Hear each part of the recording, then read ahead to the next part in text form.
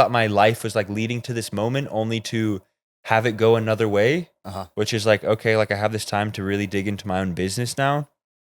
And it was kind of like a wrestling moment where like, I don't know if you've had that before where it's like you think everything's leading to something and you're like, this is where God wants me. This is where I need to be. And then all of a sudden it gets pulled out from under you and it's like, okay, like what now? What's going on, everybody? Welcome back to the Nichols and Dime Show. I'm your host, Chris Nichols. Today, our guest is Nathaniel Linquist, or Natty Linquist. He is founder of Elysian Fitness, which is his fitness coaching program, and MUNGU Academy, which is a nonprofit soccer program for kids in Uganda, where he grew up, to give them opportunities to play professionally and in university around the world. Natty has a really unique story as a boy who was born in California and moved to Uganda very young. He experienced a lot of different culture shocks throughout his life and stood out in many different ways, had to adapt to the environments he was in. So we talk about the role that soccer had in his life and how important that was to him, and then how that transitioned into his opportunity to play at university in California and then professionally after that. Then, of course, we get into his entrepreneurial career. A big part of this conversation ties in how faith has intersected with his journey in entrepreneurship and through sports, which we share both of our perspectives on. We also talk about overall business and entrepreneurial lessons learned and his debut fitness event that he is hosting in San Diego called the Elysian Fitness Games. Please subscribe to the Nichols and Dime Show on YouTube, Apple, and Spotify, and I hope you enjoy the episode. What's up, Natty? What's up, my man? Dude, good to have you here. Thanks for being on the show. Dude, thank you. I'm really happy to be here. We've been talking about this for a while. I'm excited to do it. We have, man. It's overdue. And especially when I was learning more about everything you're working on, man, I'm so impressed with the variety of things that you're doing, and I can't wait to dive into it, from MUNGU and Uganda and Elysian and everything that you're doing off of that. But I want to start off with a fun question just to get things going, and then we'll get into your background, and I want to ask about your businesses. But what would you say, is there a time in life that you can point to as the biggest culture shock you've ever experienced? Biggest culture shock? Dude, honestly, a specific point, I'm not super sure, but I do remember coming back to the States, and from more of a funny perspective, I remember going to the drink fountain. I think it was at like an In-N-Out, and seeing that they had unlimited soda. I remember being like, oh my gosh, dude, this is insane. Like it hit me like, let's go. Like I can have whatever I want here. I came from a place where it's like, I mean, I grew up in America until I was about 4, but I don't really remember that well. Yeah. And once I moved here, it was just like the abundance hit me in terms of like how accessible everything is to have. And that definitely hit me. That was probably one of the more positive aspects. Once I moved to the States, so I went to school at Azusa Pacific. When I came back, it was cool being back at first because I'm sure you know, you get the convenience, the ease hits you. But after a couple months, it was really tough because I just realized I didn't really relate to a whole lot of people, and the way of life was very different. In Uganda, everything's very kind of community based. It's very much so about helping each other, because out there people don't have a whole lot. And then you come here and it's very individualistic. So in terms of an actual culture shock, that was probably the biggest. Like realizing, oh, dude, like I blend in, but at the same time, I don't know how these people live at all. Man, and so this was when you came for college. This is when I came back to the States, yeah. I'm sure you can relate in some way too, dude.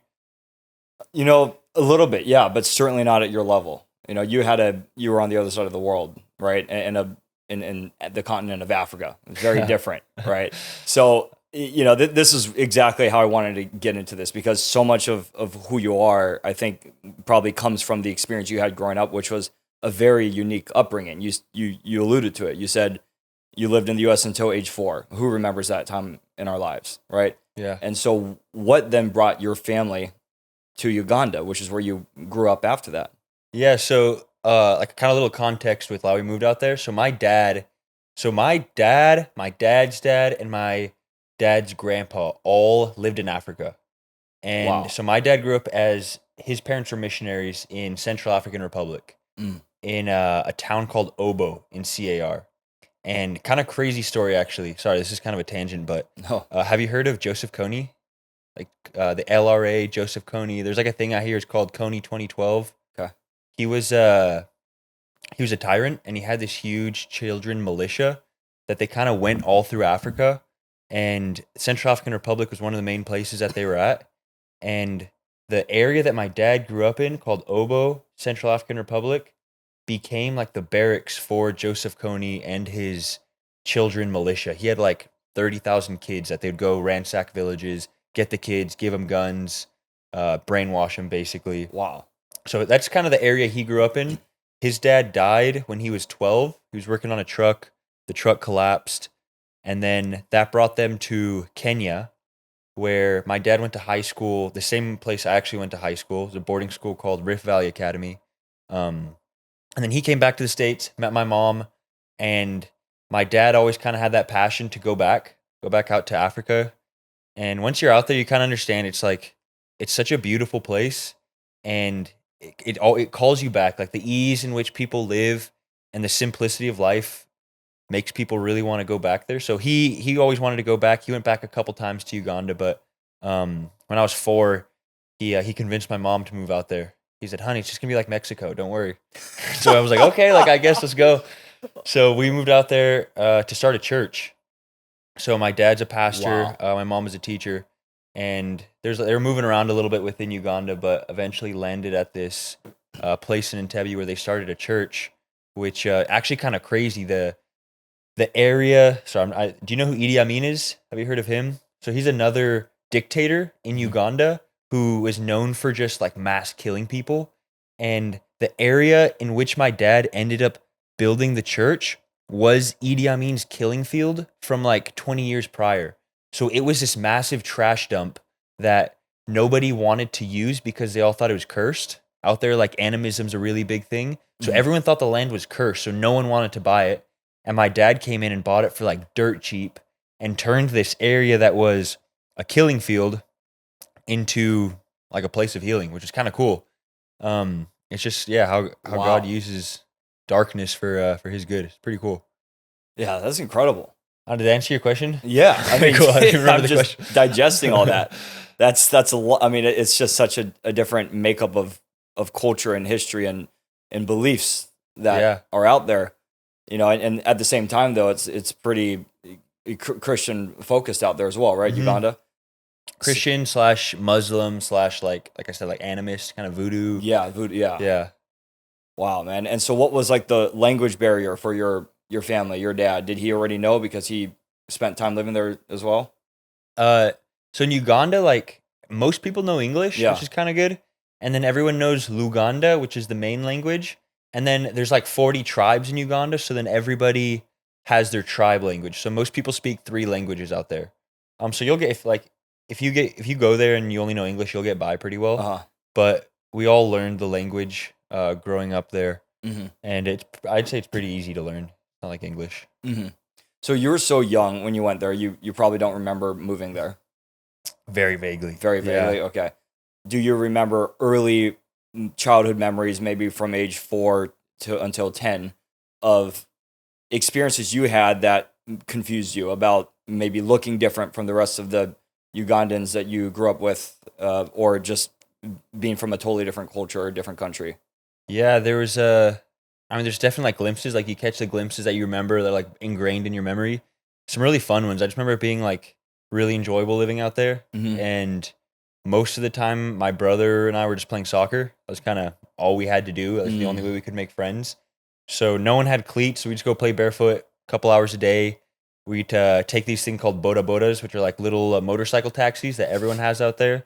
So we take those from our house to the field, come back late at night. And that was always like the fond side of the memories that I have. There's also the kind of the more painful ones, like growing up out there.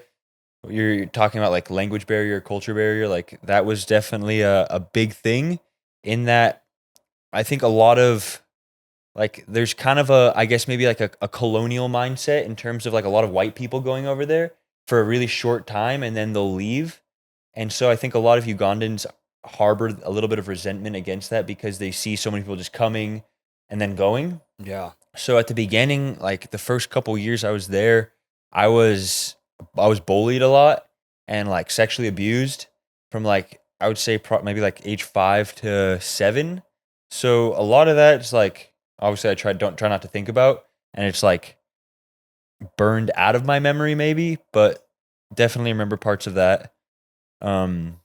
Just yeah, playing soccer, it was a lot like freedom. I didn't have to worry about like all the corruption and like all the hard parts about living there, because my dad was doing all that. So I was just kind of naive playing soccer with my brother, eating sugarcane. Yeah. Yeah, it was a good time. Yeah. So he kept that, your family set it up so that you were kept in a safe triangle of life, so to say. Yeah, for the most part. I mean, my parents were very busy building, like starting this organization, starting a church.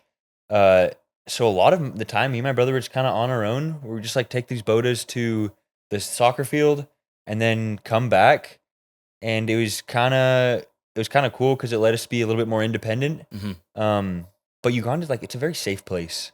It's very safe. Okay. So, okay.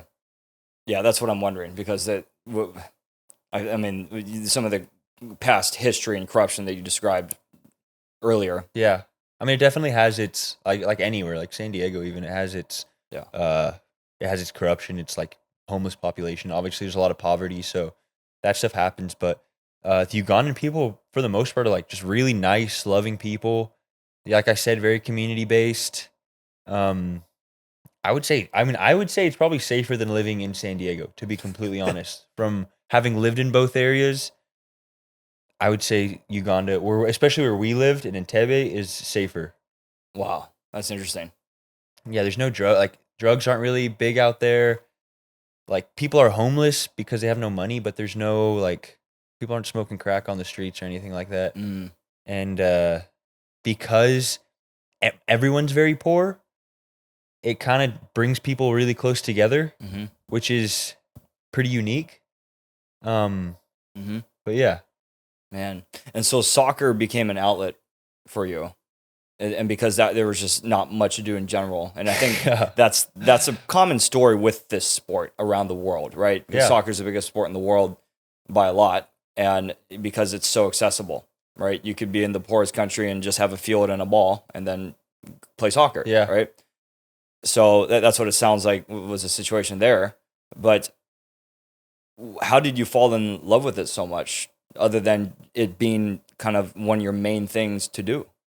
For that very reason, probably. It was the only thing to do, so I was like, might as well get good at it. And because I was kind of an outcast at the beginning, me and my brothers, it was kind of like a point to prove. Like, okay, like, I need to be good at this so that they want me to play. So I'm a goalie, and the reason I was goalie was because no one else wanted to play that sport or that position, so they just pushed me into that position. And I was like, all right, like, I'm here, might as well just become the best I can become. And got good enough so that they actually wanted me there, instead of like, oh, here's the white kid, like, just put him in the back and let him do his thing. No one else wants to do that, you know? So it became something like, I just fell in, I mean, it's such a fun sport. I just fell in love with it, and I wanted to make it out of Uganda playing, and there's no opportunity out there. And so I was thankful to be able to go to high school in Kenya, which was like a good boarding school. And it allowed me to take my love and my passion for soccer to the next level. And I made this like really bad highlight video. I had like a little GoPro, put it in the corner of the goal. It was like the worst highlight video ever. Like, I literally get concussed on the video. So bad. I got like 20, I put it on YouTube, got like 20 views. But somehow Azusa Pacific, so this little school in LA, and then UC Davis somehow found that video on YouTube and reached out to me to come try out. So, wow, like, complete coincidence. Like, I shouldn't have been able to go play collegiately, but like, they found that, flew out there, 2 schools in California, which is where I wanted to go, and tried out for both, and ended up getting scholarship to play at APU, which is where I ended up going for college. But yeah, soccer was everything, man. I'm sure like you can relate with jiu-jitsu and stuff, like the passion that you have for it. Man, dude. Yeah, I mean, I can relate to a lot of what you said, especially in the growing up aspect and being different from a lot of the people. Like, you know, my experience growing up in Hawaii as a white boy, it certainly doesn't compare to your experience growing up in Uganda as a white boy. But, you know, there's some some overlap, I Yeah. think. And I definitely had a similar drive and motivation of wanting to get respect by being good at sports. And that was like one thing I could do to get that. And I did that as well with playing water polo. Right? Okay. And just by getting, into fitness in general and being strong and, like strength is really respected in the Hawaiian culture and all that. But Was water polo big in Hawaii? sorta. I mean, it's Okay. much bigger on the West Coast, like in California here, Okay. but it's a water sport and it was, it's present there, right? Whereas a lot of other parts of the U.S., it's just not really present. It's mostly Eastern European sport. Okay. But man, I mean, either way, it was a sport that people, were entertained by. And Dude, it's so hard. I have mad respect for water polo players. I can't even swim very well, dude. So water polo's rough. man, I don't know how much I can swim these days anymore. Just sink. Yeah, right. But no, dude, I love that motivation. I totally relate to that. And when you were looking at going and playing in college, when did you realize, hey, I want to take that next step? How old were you when you realized that? And how did you see that as a potential path for you being in Uganda? Dude, ever since I was a kid, I think in my mind, I told myself I was going to play pro. Like it was always in the back of my mind. I wanted to be the best goalie in the world. That's like what it was like. It what drove me. Yeah. And so from a young age, I always liked soccer even before I moved to Uganda when I was just a kid. But I think from a young age, it was pretty ingrained into me. And like my parents always supported me playing soccer. And that being like the biggest sport in Uganda, I was like, okay, I'm going to take this and I'm going to be just like as a kid, you dream. Like I dreamed of being the best, playing for the United States in the World Cup. Like that was my ultimate goal for pretty much, I would say my whole life up until about last year, probably. Wow. Wow, dude. So I want to go back to what you said about UC Davis and Azusa finding this YouTube video. That's crazy. You didn't even send it to them. They just discovered you. They just discovered me. And then how did they contact you? So I put like my contacts on there and like my email, my LinkedIn, sorry, not my LinkedIn, my Facebook, Instagram. So I got an email from the goalie coach at APU. And I don't know if he was like, if they communicated, if they have like a goalies union or group chat or something. I don't know. But, dude, it was the grace of God, man. Like that's all I can say. Like that, I tell people like, I shouldn't be here right now because all of that, like that whole story goes into me end up coming to San Diego. So if that didn't happen, I would not be here right now. I don't even know where I'd be, but it's pretty, yeah, bro. God works in crazy ways. Yeah.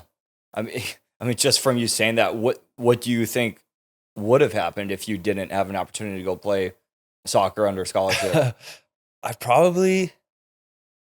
Dude, that's a great question. I have no idea.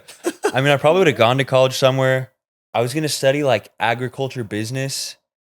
I wanted to I probably would have ended up going to maybe UC Santa Barbara. That was one of the schools I got into. But once I finished school, I got an opportunity to play professional in North Carolina. That was like my first pro contract. And this was right at the start of COVID. Wow. And I was going out there, I was driving out there. And as I was getting ready to go out there, I get the call from the coach. He's like, yeah, season's canceled, man. Sorry. Like, best of luck. Maybe we'll get you around next year, but there's nothing we can do. Like the whole season's done. So because of that, I ended up coming to San Diego because one of my friends was like, yo, I'm moving down there. He was a personal trainer. He's like, I got a job. Like, if you don't have anything to do, just come with me. So I was like, okay, like my parents are in Africa. I have two older brothers. They're up in Northern California, like living their own life. I had some friends who were I graduated college, so everyone was going their own way. So it was like, all right, this is like, I guess the only option I have really. And so I took it, and that's when I moved down here and continued to play soccer here in San Diego. But yeah, if like all those things didn't happen, that's a good question, man. I have no idea where I'd be. Yeah, it's Probably almost in some ditch somewhere. I was gonna begging say for bread. Yeah, it's almost not pleasant to even think about that, right? We're just thankful for how it worked out, and thank God for that. And you kept playing soccer when you came to San Diego. Was it like some sort of semi-pro opportunity? Yeah, so that's how it started. One of my buddies played for a semi-pro team called Rebels.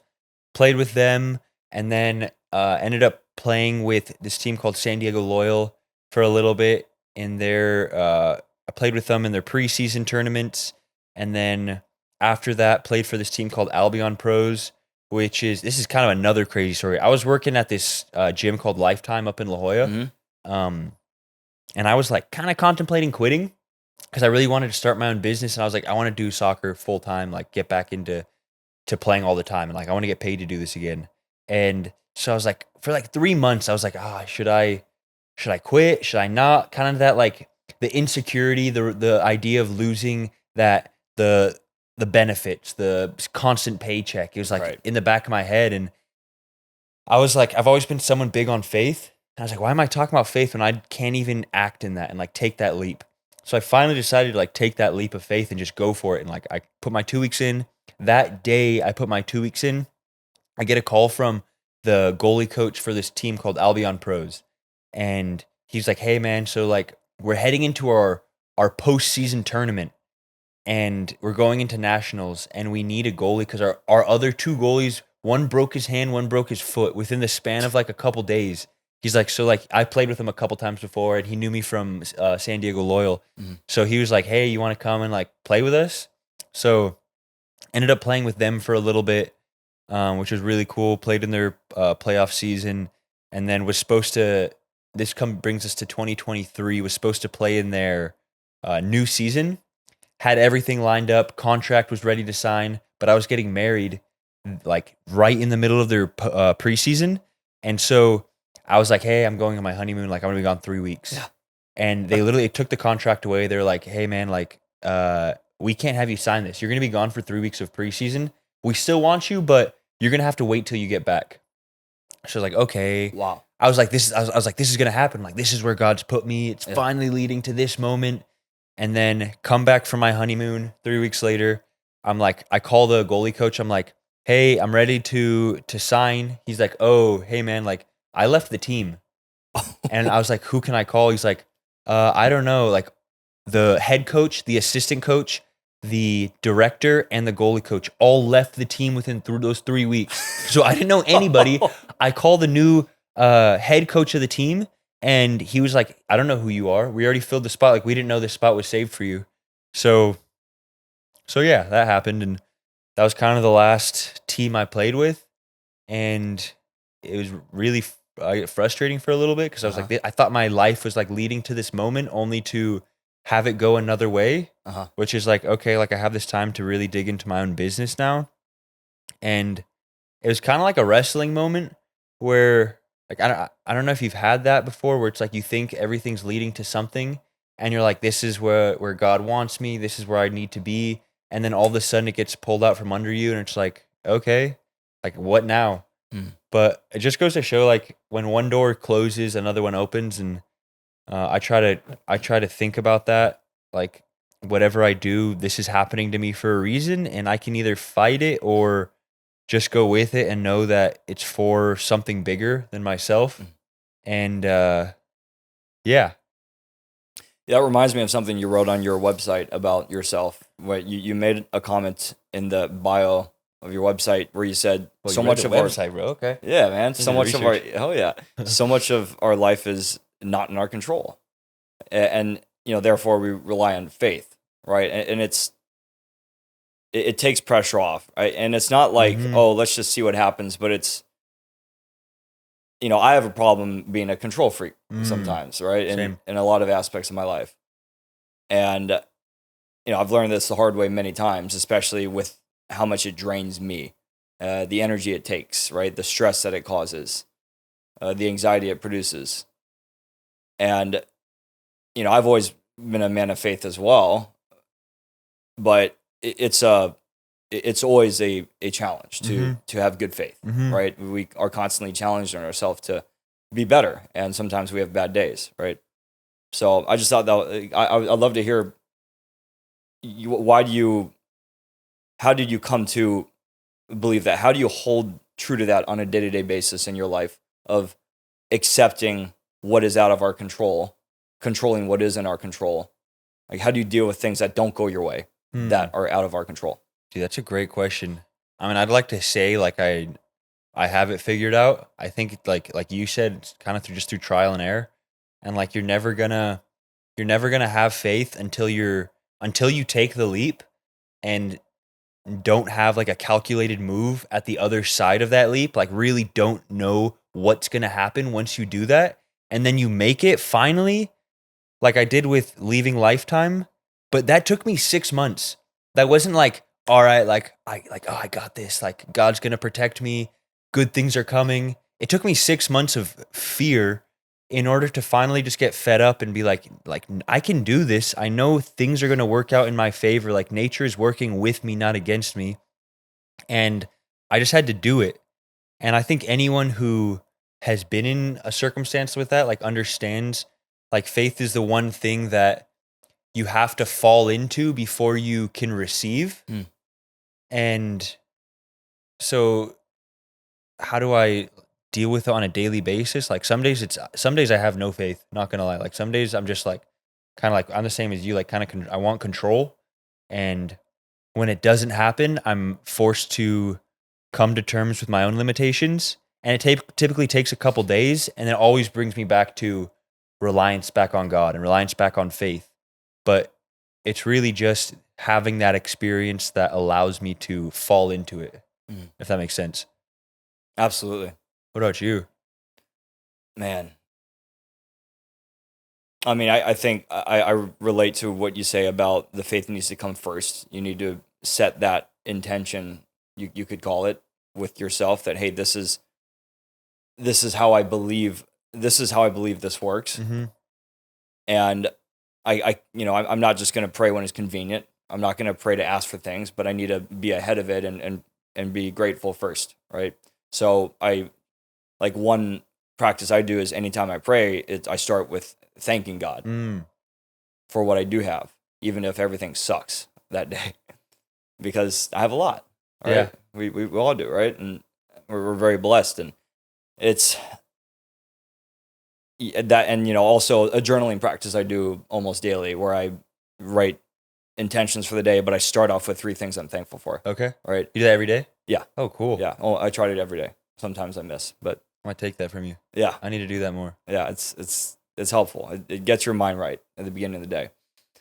But again, I'm still figuring it out, because it is a struggle. Sometimes I talk to people sometimes when I'm struggling with something that didn't go my way, and even if it was out of my control, and the wise answers I get from wise people I talk to about this stuff is, hey, well, you can only control what you can. And it's time to move on and control what you can and fix what you can. That's just how it is. Dude, I think that's so powerful what you just said of praying when you don't want to and being grateful when you don't want to.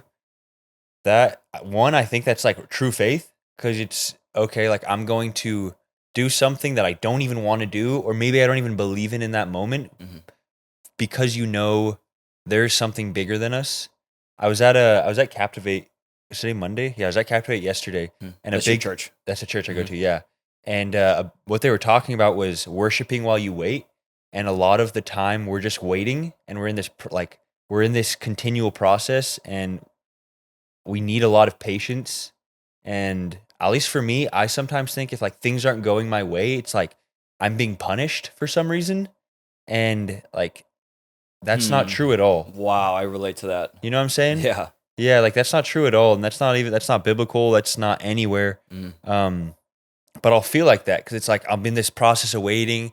I'm like trying to do that. Like I'm trying to like pray and like be grateful, and thinking that me doing those things means that like God owes me something. You know what I'm talking about? Yeah. And yep.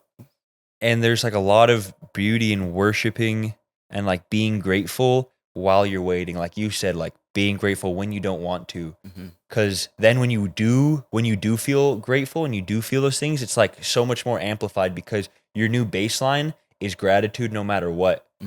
And like living with that abundance mentality versus thinking in a scarcity mindset, like, oh, I need more.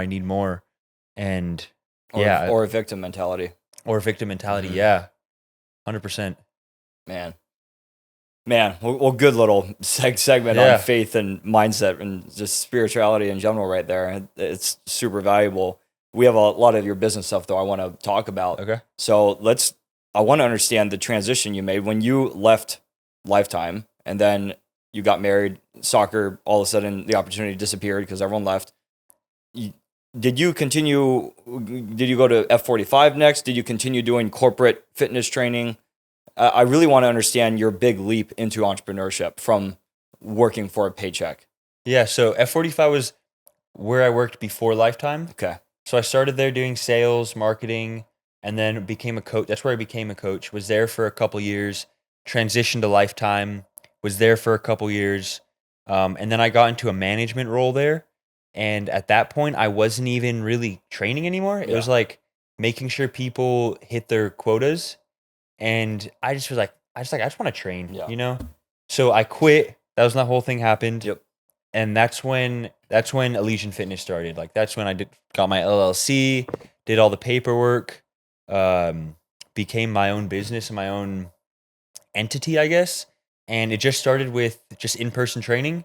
Like I had a couple clients from Lifetime who I brought and was training like in people's houses, rented some space at this local like tiny little gym in La Jolla. It was kind of just like whatever works, like make some money by whatever means necessary, like just find a way. And so I was just like bouncing around San Diego on a daily basis, trying to make it work. And that transitioned into just kind of growing into like online training. So that's my big focus now is primarily just doing online training. That's the bulk of my training now. I've dialed down in person a bunch. And content creation, like that's another thing with just putting the message of why I'm training out there. And then like events like this thing I'm doing now, like I want Elysian Fitness to be more than just me, Nathaniel. Like I want it to be a community brand, something that people like they hear and they know what the mission behind it is to build the community. And Elysian means it literally means heaven, Mm. old Latin word for paradise, for heaven. So I believe eternal life doesn't start when we die. I think it starts when we're born, Mhm.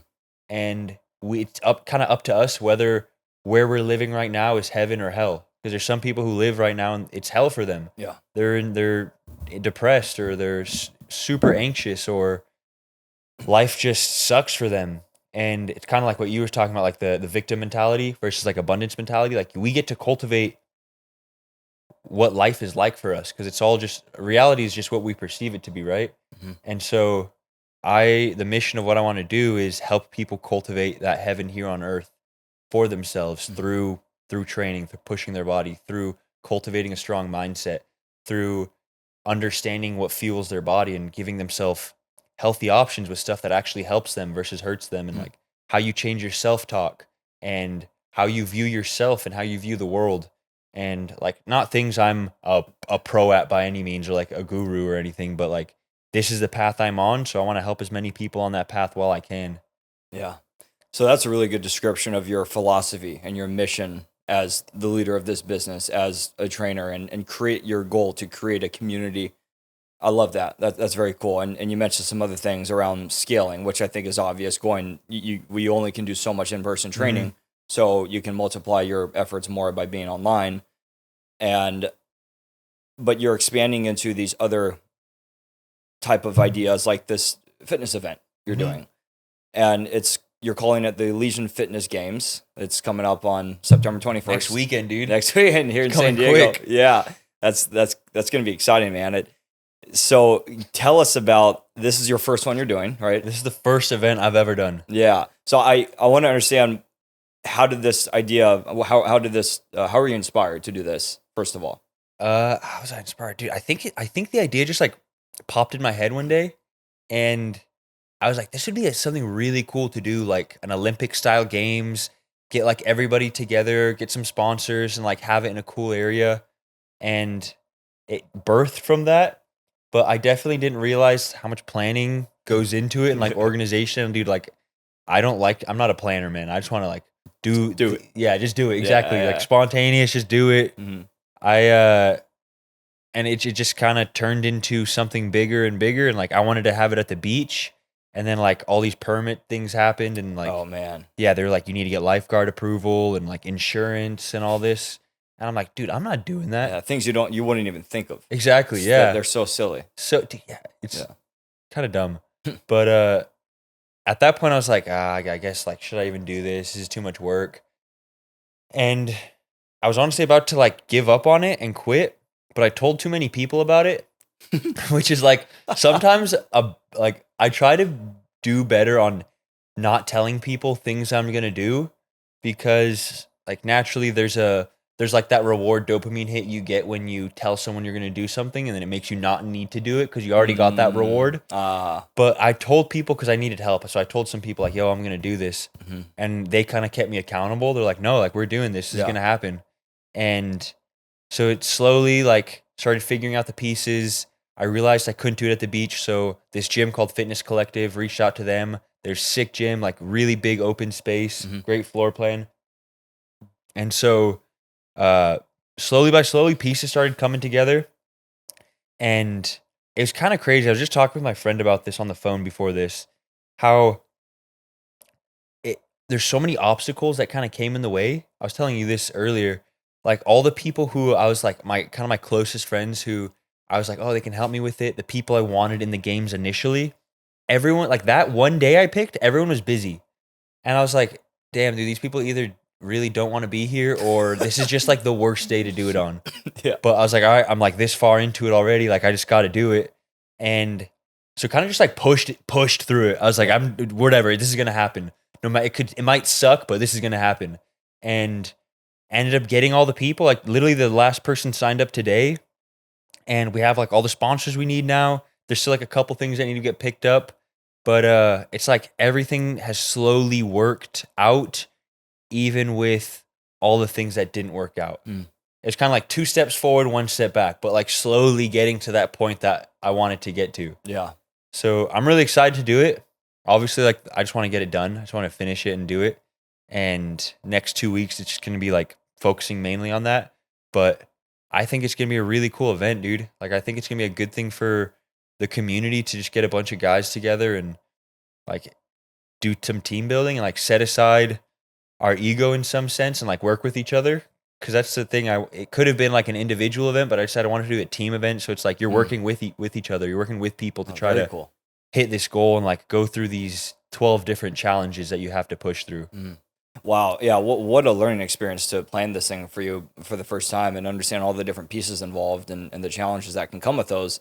And yeah, man, I'm stoked for you. It sounds really cool. I didn't realize it had such a team aspect to it as well. Like you just said, could you give us a couple examples of some of the challenges, or are we keeping this private? I'll tell you. Okay. This will be the sneak peek. It's going to happen next week anyway. Yep. So like a couple of them, there's going to be some that's like sandbag carry type stuff. There's going to be rope climb type stuff. There's going to be having to get your team across a length of space with a sled. So you have to strategize how to get your whole team across. There's going to be wrestling. There's going to be wrestling, yeah. Oh, wow. So it's going to be like sumo style wrestling. Okay. Like push out of the circle. There's going to be like tug of war type stuff, scrum pushes, erg challenges. There's going to be some swimming aspect, sprinting. Yeah, kind of all over the place. Like I'm trying to integrate every element of fitness so that it doesn't favor one type of person. So there's like a couple bodybuilders who are coming who are going to kill the strength portion, but then you have like the whole endurance speed. So it's like, so I try to make every team have like the wild card. Every team has like one wild card, which it's like, I don't know how they're going to perform. And then an endurance athlete, speed athlete, and then like bodybuilder style athlete. Oh, interesting. So you purposely mix up the teams like that so they have a variety of types of athletes. To see like what type of athlete is the most well-rounded. Yeah. Like who's going to perform the best through this variety of, there's like jumping, athletic, strength, speed, yada, yada, all these different elements. And then like bringing different gyms together in San Diego to see like what style of workout works best for all around athleticism. So, and then bringing some people, because I just want to like some people who I low key just want to expose. Yeah. If I'll be honest. That's hilarious. Well, man, I'm stoked for you. I can't wait to hear how this goes. Yeah. I'm sure there's gonna be amazing content for this, and hopefully this podcast gets people stoked on it. We'll make sure it gets out right before that. Sweet. But dude, I definitely want to spend some time talking about MUNGU Academy. This is so impressive what you did. Looking at your website for that and how you describe it, this is basically a nonprofit soccer academy that you've put together to create opportunities for kids in Uganda to be able to have the opportunity that you had, to be able to go play in college in the US or be able to play professionally wherever. Right? Exactly, dude. Yeah. Yeah. So, man, could you tell us about when did this become a dream for you, and then when did it become a reality, and how'd you do that? Dude, it's cool that you know your stuff, man. It's really cool. No one's ever like looked into it before. So I appreciate that, man. So yeah, literally I want to be able to give the opportunity that I had to someone else, because the kids out there are like insanely talented, like so good, but there's no opportunity, there's no way for them to take it to the next level, because like there's no scouts, Right. there's no academies, there's no funding. Like any funding, people just steal the money. Yeah. Well, just like you randomly put a GoPro video on Yeah. YouTube, and someone found it by the grace of God. Yeah. And so I don't want to make it like that reliant on luck, I guess. Like I want to build a platform to get these kids to be able to have a funnel to be able to rise through. How it happened, like it was kind of in the back of my mind, kind of like I want to do something with kids. It was kind of funny. Like I was at school one day. When I was at college. It was like my second year there. I was eating in the cafeteria, and some random girl came up to me, and she was like, "Yeah, I don't know you, but I just want to tell you, I know that you're gonna work with kids in the future." And I was like, "No, like don't put that." I was like, "Don't put that over me right now. I don't want that. I'm not like the best with kids. I don't see kids a whole lot." So I was like, "Dude, I don't know if that's like something you should be speaking over my life." But I was like, "Okay." And then maybe like 2 years later, I remember I was in class, and some like guest speaker came up and was talking, and I just remember very vividly like it was kind of like a download. Have you ever had that where it's like something just like comes into your brain and Yeah. it's like so vivid? And I've never had that before. To this day, like that's the only time I've had that type of download. And I just started like writing stuff down of what this academy would look like. Didn't have a name for it or anything. It was just like, this is what I thought it could be. And it was just like, yeah, it literally was a download. Just what I felt, put this on paper. And then I didn't really think about it for a couple years. It was like, I'm going to do this thing, but I didn't really think about it. And then it wasn't until I moved to San Diego.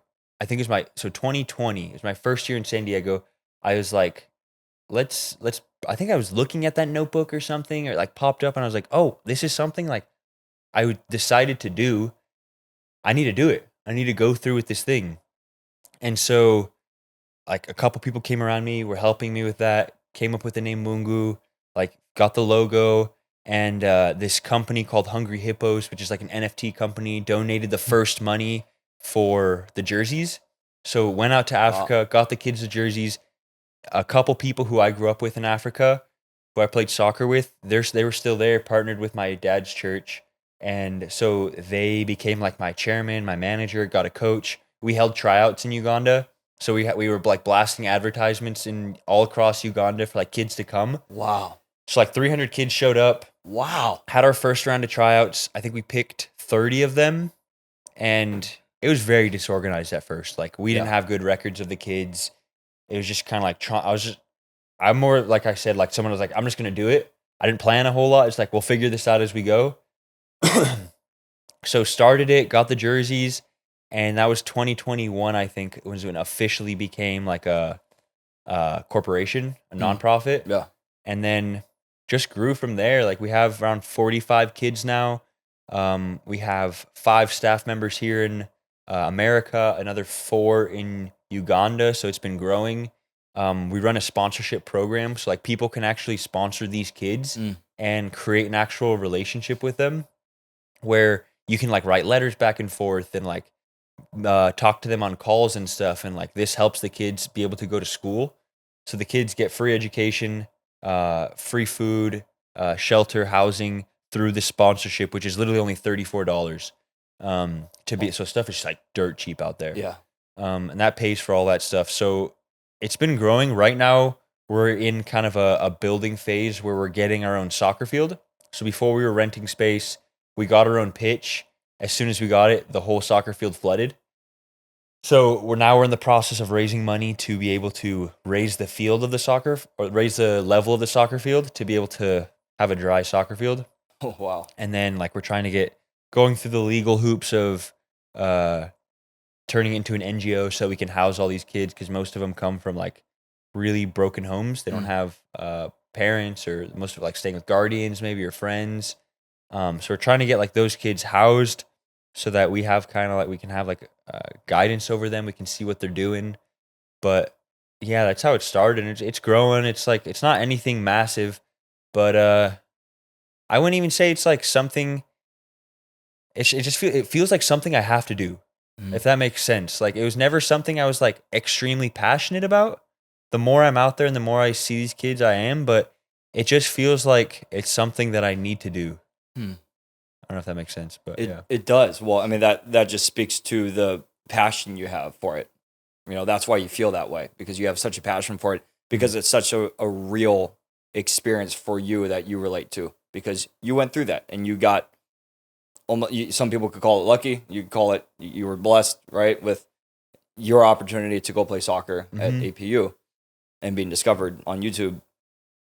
But man, it's incredible, dude, what you've built with this thing. So are these employees that you have between the US and Uganda, are they, I mean, I'm sure some people are doing administrative stuff for sure, managing finances, but how about coaches? Is it like you said, 300 kids showed up, you picked 30, you've got about 45 now. How does the talent evaluation work? Are you trying to find the best kids and then say, hey, you guys are here, you guys actually have potential to maybe be developed to go play at the next level, and so we're going to commit to you guys and help develop? 100%, dude. Yeah, that's kind of the main objective. So it's like a two-part objective, I guess. We want the best kids with the best talent to be able, because if they're not very good, we're not going to be able to help them go pro. Like, that's the goal, is help these kids go pro, get them in like a university, be able to play in school, so at least they have a world-class education or a way to be able to give back to their community and like continue planting those seeds of love to people around them, and like pay it forward to their community, their family, and their friends. But on the other side, we want kids who have excellent character. Like, that's a big thing. We raise all these kids in faith, and like they're involved in the community. They're doing outreaches every month. Like, we want kids who, yes, they're good soccer players, but they're not like little snots running around. Like, all they care about is themselves playing soccer. So that if they don't make it, then at least they're people who can still be used to help other people and like increase the labor force in that area, and like help the economy, and continue to just be excellent people with great character and faith, while hopefully still playing soccer and taking that to the next level. Incredible. A full, well-rounded approach on who these kids are, who these people are, and developing character, not just soccer skills. That's really cool, man. Yeah, I bet that. I mean, and how has the funding been for you guys with donations that have come in? Has it been pretty healthy, or has it been tough to sell? It's like, I mean, we've always had enough money to be able to pay the staff in Uganda, so provide jobs out there. We have enough money to give these kids education and like pay for their tuition and give them food and stuff, and be able to like compete in all these tournaments. And yeah, like everything we could ever need, we have.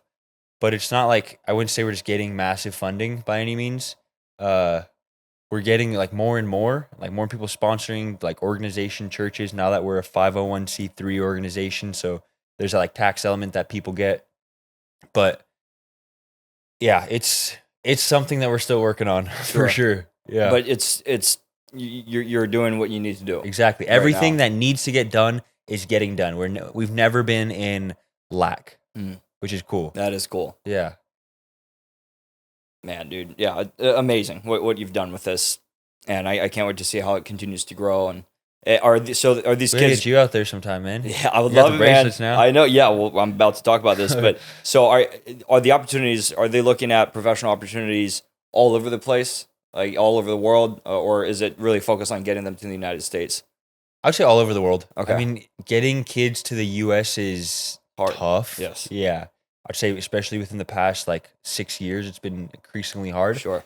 But if schools see talent in a player, they'll bring the kid over and they'll pay for their way. They'll pay for their sponsorship. That can happen. The kids that we had, so we started the kids at a really young age. So our best team right now, like the team we're most focused in, is our U13 team. And these kids are like they're really good, like ballers. We just played in a nationwide tournament. We won. So now we made it to the regional East Africa tournament. We got second place. So that's taking us to a continent-wide tournament that we're going to play on, which is the biggest platform we've ever played on. And we've only, like, some of these academies have been around for years and years and have like insane funding. And ours is just this like small academy that that started 2 years ago and winning these major tournaments. So that part's really cool. But the goal is once like 5 years from now, that's the plan. Have these kids raised up in the program, so when they hit 18, they'll be able to go play abroad or get scholarship to play in Uganda. Even though it's not, you don't really want to play there. It's pretty corrupt. Like even scholarship, they'll promise you something and then they'll give you half of what they promised. So America would be ideal. Europe, really anywhere across the world. Yeah, that's the plan. Very cool. Okay, so let's talk about the jewelry here. Yes, this is a part Ocholi. of MUNGU. Ocholi. Yes. Okay, so the Ocholi collection is what you call it, and it comes from recycled newspaper magazines. Yeah. Is that right? The way you guys make this? From the streets of Uganda with an effort to clean up the streets of trash? 100%. So we have a group so the kids don't make these. We have a group, they call themselves the Single Women's Group. Very classic name, the Single Women's Group. And they partner with MUNGU. They're ladies they're all widowed. Like either their husbands left them or they divorced them or whatever. They're all single, mostly older ladies. They make these for us, so we buy them. We buy all the bracelets. They do like necklaces, earrings, handbags as well.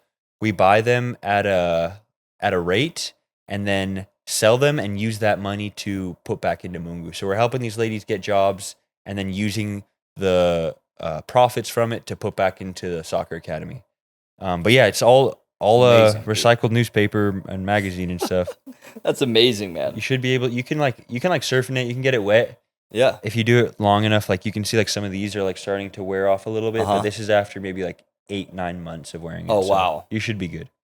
Yeah, dude. Thank you for this. Of course, bro. So cool, man. I tried to get colors. I feel like I don't know. Embody you. I don't know. I guess I don't know you super well, but the blue and then the multicolor. I feel like.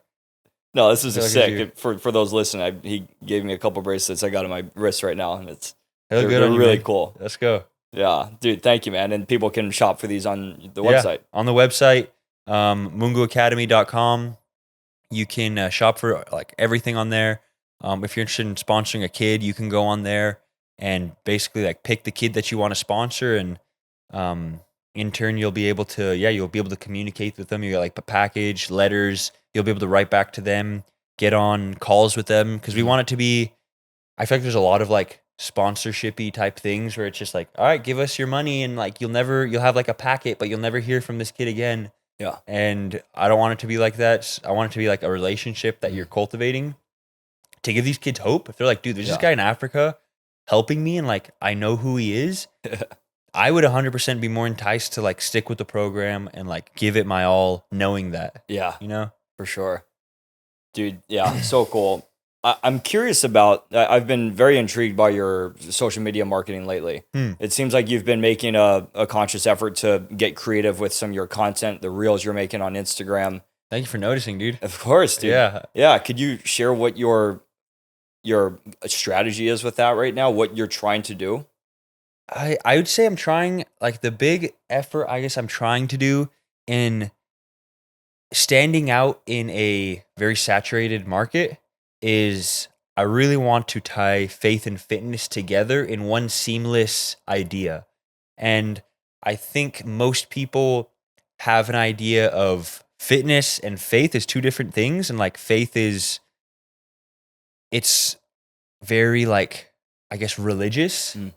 and it's its own thing. Yeah.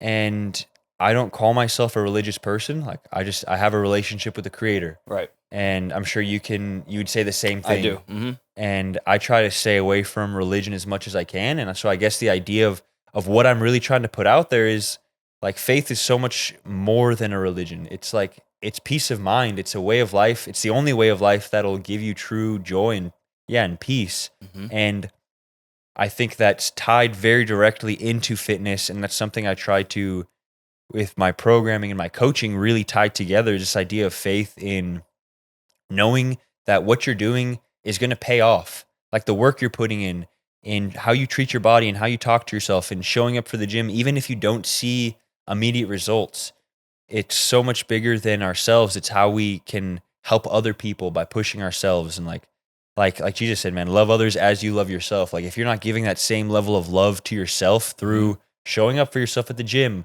through eating well, through sleeping well, through positive social connection and cultivating a strong mindset, then you won't be able to do that for your job or for like the impact that you want to leave. Mm-hmm.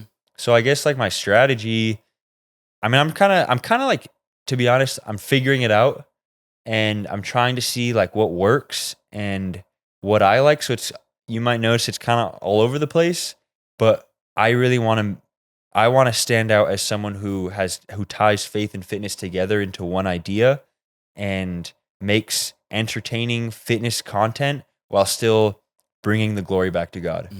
Well said. Thank you. Cool, man.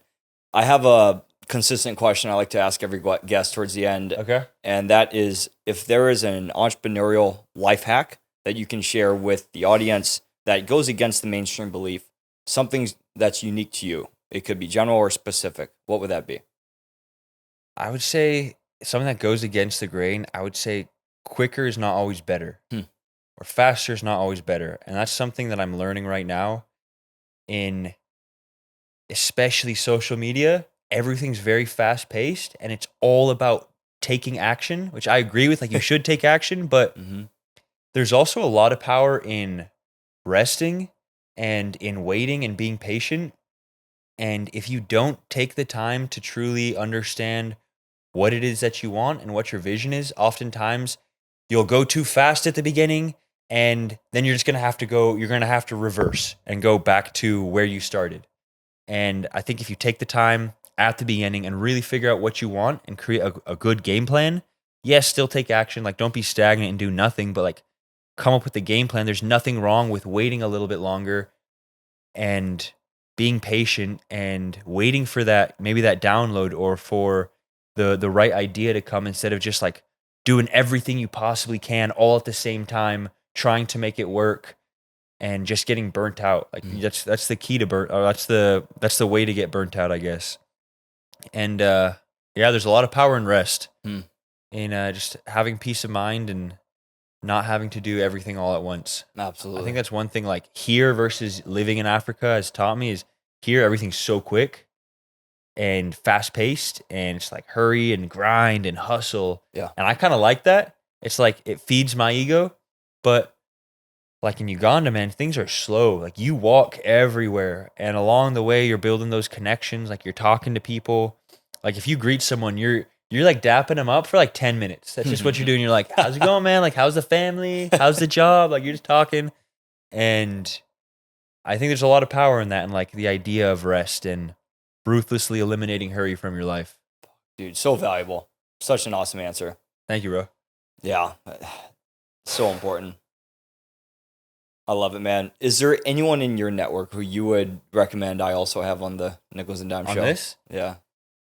Dude, there's a lot of people that I think would benefit from like being on this and with your platform. I would say a really good person to have would be Jenna Garcia.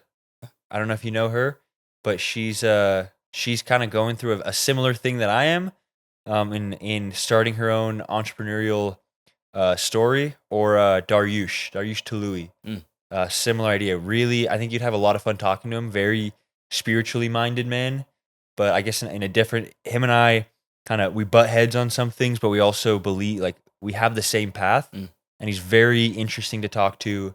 Same thing. Started his own business. He's on his own entrepreneurial route right now, and yeah, I think you'd have a lot of fun talking to him. Nice, man. Well, I'll follow up on getting in touch. Yeah. Dude, I appreciate you, man. This has been a lot of fun. Oh, yeah, Thank dude. you. Yeah, thank you for being on the show. How can people find you? Share your social media and your websites. Yeah, so Natty Uganda, that's my Instagram. That's where I'll post all my stuff. Elysian Fitness, that's my other Instagram. And then MUNGU Academy for anybody interested in just looking into our nonprofit, the work we're doing out in Uganda, munguacademy.com, and then elysianfitness.com. That's where you'll see all the updates on the fitness games that I'm doing, online coaching if you're interested in that. And then I have I sell these shirts, and I made my own journal. So I have my own mindset journal called the Elysian Method that I use as part of my coaching. So if you're interested in that, you can go to that place. Awesome. Well, dude, Natty, it's so impressive, all the things you're working on. I can't wait to see your continued growth and success with everything you just mentioned. So thank you for sharing Likewise, the story, and just sharing some of the deeper layers to your motivation and behind the scenes of all this stuff. I appreciate you, bro. Yeah, it was a lot of fun. Thank you, man. Okay. Bye, everybody. Peace.